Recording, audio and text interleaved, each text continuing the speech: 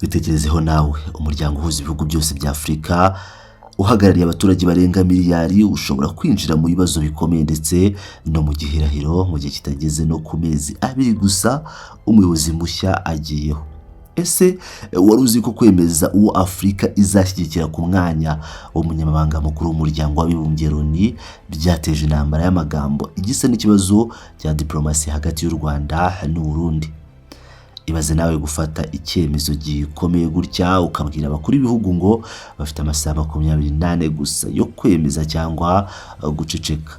Ni inkuru isa n'ikinamico ariko ni ukuri kwambaye ubusa kuri kubera mu mizi y'umuryango wa Afurika yunze ubumwe.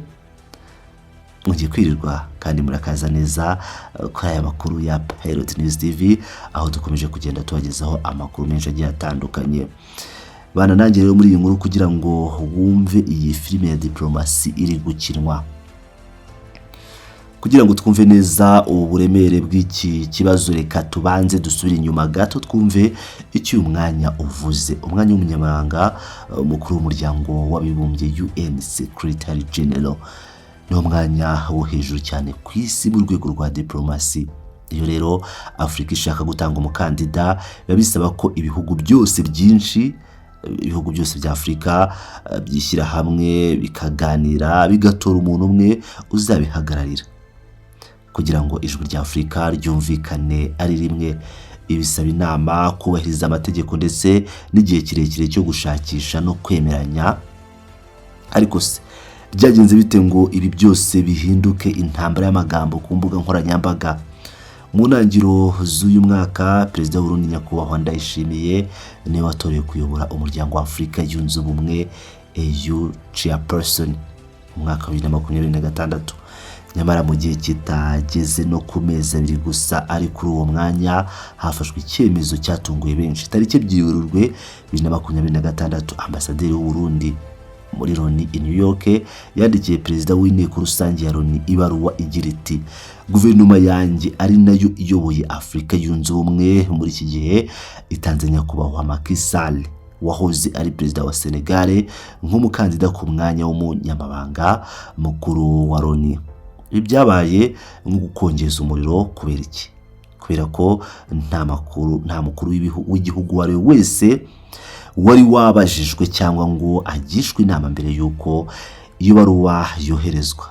Byafashwe nk'icyemezo cy'umuntu umwe wihariye ububasha bw'umugabane wose. Iki cyemezo rero kimaze kumenyekana, Minisitiri w'Ububanyi n'Amahanga w'u Rwanda Ambasaderi Olivier Jean Patrick Nduhungirehe yagaragaje ko atabyishimiye na gato ndetse ashyira hanze ishusho nyayo y'ibiri kubera mu rwego rwa diplomasi. Mu butumwa burebure yanyujije ku rubuga rwa X rwahoze ari Twitter, Minisitiri Nduhungirehe yasobanuye uburyo wari ubuyobozi buyobya kandi butesha agaciro umuryango wa Afurika yunze ubumwe. Yavuze ko ibyabaye ari urugero rugaragaza ko ubuyobozi bufite agaciro. Nduhungirehe yasobanuye ko ibintu byose byakozwe nabi kuva ku munsi wa mbere nyuma y'iyo baruwa yoherejwe i New York mu ibanga. Perezida w'u Burundi yagerageje gushyira igitutu ku bandi bakuru b'ibihugu ngo bemeze iryo kosa. Uko yabikoze nuko yahamagaje inama ya bureau ya EU. Iyi nama ikaba yaritabiriwe n'abandi bantu babiri gusa, maze bafata icyemezo cyo gukoresha uburyo budasanzwe bwitwa silence procedure cyangwa uburyo bwo guceceka.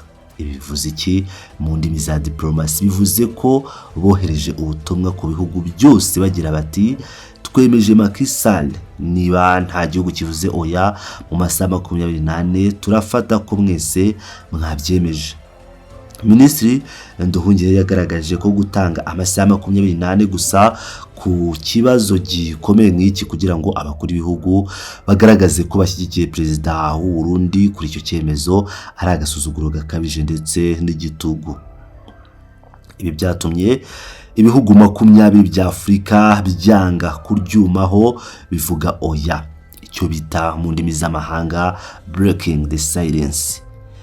Bihagarika uwo mugambi kugira ngo byibutse Perezida Ndayishimiye ko EU igengwa n'amategeko.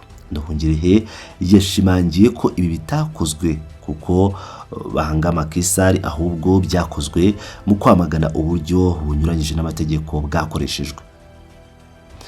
Muri ibyo bihugu rero harimo na Senegal, igihugu Macky Sall aturukamo, ndetse no ku mbuga nkoranyambaga zitandukanye abayobozi batandukanye batari na Olivier Nduhungirehe bakomeje kugenda batanga ubutumwa butandukanye bugaragaza imiyoborere mibi muri AU, by'umwihariko imiyoborere ya Perezida Ndayishimiye uri kuyobora umuryango wa Afurika yunze ubumwe. Nta kabuza rero ko Burundi butari gukomeza guceceka kuri ibi birego biremereye gutya. Umuyobozi w'u Burundi ndetse akaba na ambasaderi wabwo mu gihugu cya Ethiopia, ari naho hari icyicaro cya AU, ambasaderi Willy Nyamitwe yarasubije ashaka kugaragaza ko perezida wabo nta kosa yakoze, ndetse ananenga bikomeye imvugo ya Minisitiri Nduhungirehe. Magambo ye, ambasaderi Nyamitwe yavuze ko imvugo ya Minisitiri w'u Rwanda ibabaje kandi iyobya abantu.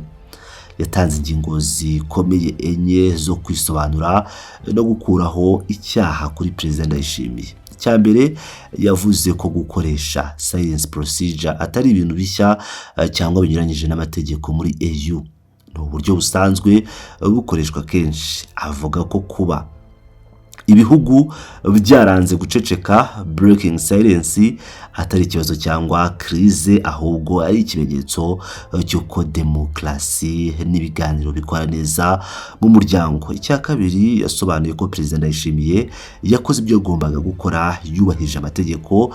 Yanasubiyemo amagambo ya Perezida avuga ati, nshimiye ubushake bugaragazwa mu gushyigikira umuvandimwe wacu Macky Sall. Sabiye komisiyo ya AU kohereza uyu mwanzuro ku bihugu binyamuryango hakoreshejwe uburyo bwo guceceka silence procedure nk'uko amategeko abiteganya. Nyamitwe yavuze ko rero Perezida yatanze amabwiriza gusa, ko amategeko akurikizwa. Icya gatatu, ku byerekeye ya masaha 28 yatunzwe urutoke na Minisitiri Nduhungirehe ko ari igitutu cyangwa igitugu, ambasaderi Nyamitwe yavuze ko ayo masaha atashyizweho na Perezida w'u Burundi, ahubwo ngo yashyizweho n'akanama kabahagarariye ibihugu byabo, ndetse ngo banabikoze birengagije inama y'abanyamategeko b'umuryango, bityo ngo kugereka iryo kosa kuri Perezida w'u Burundi no kumubeshyera. Irya kane, Nyamitwe yasoje yibasira Minisitiri Nduhungirehe ku giti cye, avuga ko gukoresha imvugo zisebya umuryango ku mbuga nkoranyambaga bigaragaza ukura ikinyabupfura n'uburambe mu gukemura ibibazo bya diplomasi. Yibutsa ko byagakemukiye mu bwumvikane bucecetse cyangwa quiet diplomacy mu buryo bw'amahanga cyangwa mu ndimi z'amahanga. Ntabwo rero byarangiriye aho. Nyuma yo kumva ibyo ambasaderi Nyamitwe yavuze ashyigikira ko nta mategeko yishwe, Minisitiri Nduhungirehe yagarutse ku rubuga rwa X ashyiraho ibimenyetso ndakuka byerekana amateka n'amategeko abigenga mu buryo budasubirwaho. Yakoze icukumbura ridasanzwe ryerekana ko u Burundi bwakoze ikosa, no kuvuga ngo bwakubise urushyi amategeko ku mugaragaro. Nduhungirehe yibukije amateka y'amategeko agenga ukwiyamamaza kw'Abanyafurika mu nzego z'isi. Yavuze ko ibi byatangiye kuva kera na kare. Mu mwaka w'1985 tariki ya 18 kugeza ku 20 Nyakanga, inama y'abakuru b'ibihugu y'uwari umuryango w'ubumwe bwa Afurika OAU yateraniye i Addis Ababa, yashyizeho komite igizwe n'abantu no kuvuga ibihugu 10 ishinzwe gutoranya umukandida wa Afurika ku mwanya w'umunyamabanga mukuru wa Loni. Buri gice cya Afurika mu bice 5 byatangaga ibihugu 2, ubwo bakaza kuba 10. Mu mwaka wa 2006 tariki 21 Mutarama, nyuma y'uko OAU ihindutse AU, inama y'abaminisitiri iteraniye i Khartoum yashyizeho iyitwa AU Ministerial Committee on Candidatures, igizwe n'abanyamuryango 15, inashyiraho amategeko ayigenga. Minisitiri Nduhungirehe yagiye mu ngingo ku yindi asobanura amakosa yakozwe. Itegeko rya 11 rivuga neza ko abakandida bose bagomba gushyikirizwa iyi komite binyuze muri komisiyo ya EU mu gihe cy'amezi 2 mbere y'inama y'abaminisitiri Executive Council kugira ngo ibasuzume. Itegeko rya 14 na 33 rivuga ko iyi komite ifata imyanzuro ijyanamo ibyifuzo byayo maze inama y'abaminisitiri ikaba ariyo ibyemeza. Ibyemezo bikaba habayeho kwemeranya kwa bose cyangwa byananirana hagatorwa uwemejwe akabona 2/3 by'amajwi y'ibihugu byemewe cyangwa byemerewe gutora. Mu kwanzura ubu busesenguzi bw'amategeko, Nduhungirehe yatanze urushyi rwa diplomasi asobanura ibintu bibiri by'ingenzi. Icyambere, abakandida bose ba Afurika ku mwanya wa Loni bagomba guca muri iriya komite y'abaminisitiri 15, bivuze ko icyemezo cyose cyafashwe na perezida wa EU wenyine cyo kohereza izina rya Macky Sall i New York ako kanya mbere y'uko komite ibyigaho ari ikosa rikomeye kandi rinyuranyije n'amategeko. Icya kabiri, komite y'abaminisitiri igomba kubanza kwiga ikajya impaka mbere yo kwemeza izina iryo ari ryo ryose. Bityo rero gusimbuka uru rwego ukashyiraho amasaha 28 ya silence procedure ushaka guhatiriza abantu guceceka kugira ngo ubone majorite ya 2/3 nta biganiro byabayeho, nabyo ni igitero gikomeye ku mategeko agenga EU. Amategeko ntabwo yemera impamvu z'ubusamo cyangwa gukoresha igitugu cya diplomasi ngo wice ibikubiye ku masezerano ibihugu byasinyanye.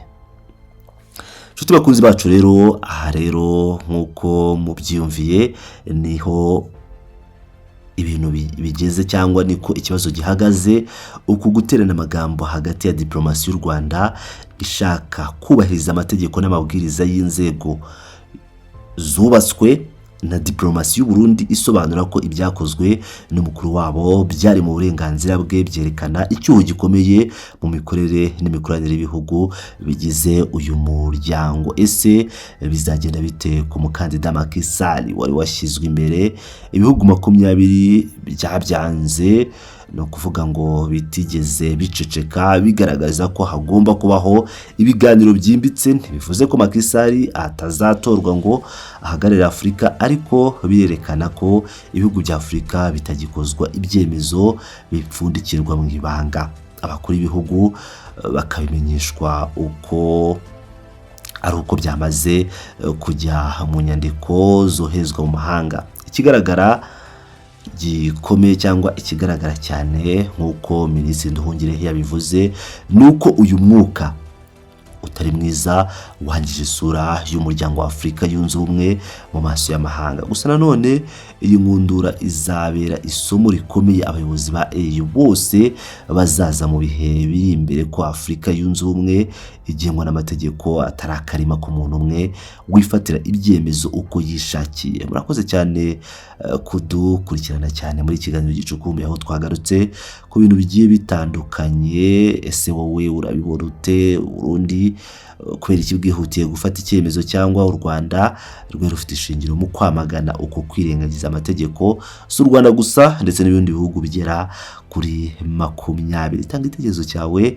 aho hasi hagenewe gutanga ibitekerezo muri comments, ubundi ukande like unakande subscribe niba utarayikora. Ndabashimiye cyane, naho utaha twongere mu yandi makuru.